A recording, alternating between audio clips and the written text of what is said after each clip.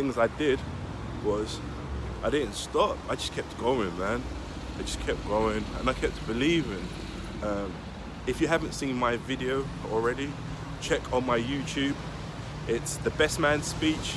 My friend Sean, he will explain to you. And that's another thing that I've just got to say to a lot of people out there is the first time you try to do something, it might not work. It probably won't work. The second time you might try to do something, it still might not work. You just got to keep going. But I think 50 said it the best. He said the time when he thought he was ready to be a rapper, that's when like he actually wasn't. And the time when everything came together is when he was ready. Like, things don't always happen on your time. Things happen at the right time. And so, you know, I just kept pushing, kept going. And like, I aspired to be the best player at my team. And because we were surrounded by, this was like under 19s at that time, and because every practice we were surrounded by like good players, I gradually improved. And those are the things that you've got to keep going. Like, you've got to really love what you do, man. More than anything, like, if there's anything you learn, like, just love what you do, man. Just really love what you do. The whole idea of not chasing money, like, don't chase the money, man. I've seen so many people who are so much better than me, and I will always say that. I will always say that.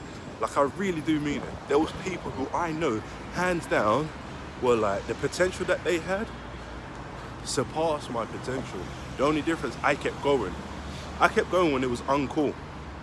I kept going when everybody was out there trying to get the nice cars, you know, wearing the nice clothes, you know.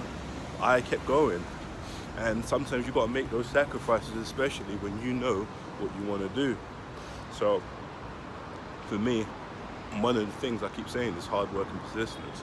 Really makes a difference, really makes a difference. So from going there, after that, Joe, there was this camp in Utah, right? So right about now, I think this is like a year later. The time period, I can't remember the exact time period, but it's about a year later, and now there's a different route that I can take to go to America. Probably can't go D1 or play in the NCAA, but there might be a different route. So I'll go to this camp in Utah. So me, myself, Sean, and Gareth, we go to this camp, right? So I'm ready for this camp. I'm just like, yes, this is my opportunity. I'm gonna make the most of it, right? I know my dunking is what, at that time, is, you know, that's what gets you into the gyms. So anyway, we go to this camp, extremely excited. Go there like a day before. Me and Gareth were chilling at the hotel, whatnot.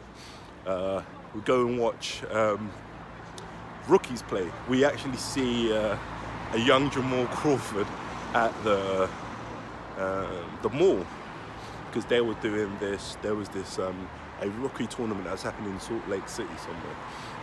Now this time I don't know who Jamal Crawford is, but Gareth does, because he used to read all that stuff. I didn't know who it was. And then we go watch them play, see young Shrodmar Swift, and like, I was like, who's that? Saw Artez, like, we all saw all of them playing, and a couple of WNBA players were there as well. So we was having fun, whatnot, awesome. Then our camp starts not too far from there. So playing first quarter, I go up for a layup, and some kid undercuts me, come down, twist my ankle, done for the tournament. So I did that in the first quarter. Couldn't play on my ankle again. It was just like too swollen. It was a really bad sprain, to be honest with you, and that was the wrap for that tournament. Quite disheartening, quite disappointing. Had to watch Gareth and Sean play for the rest of the tournament, and that was it. It was a wrap. Back to London. And to top that off, before that, we won a slam, right? So we won a slam competition. That was before that camp. So when I came back, I had to go and play at Rucker Park, somewhere I always wanted to play. Yeah, but my ankle was sprained, so I couldn't even play as good as I wanted to play at Rucker Park. But I still went, which was really good. And that was another experience as well. Playing at Rucker Park is a different level. The atmosphere is just intense. So yeah, so that was that with that. I ended up going up to that camp the following by myself. Everybody else didn't go because I just felt like I had something to prove. Went to the camp. I felt like I had a really good camp. Didn't get nothing out of it. I didn't get a scholarship. Didn't get no looks. Nothing. Came back to England. So I'm going to wrap it up there to stop. I will continue to let you know about this journey on how I managed to get myself into a school into America. Thank you for watching. Mansell the Great. One.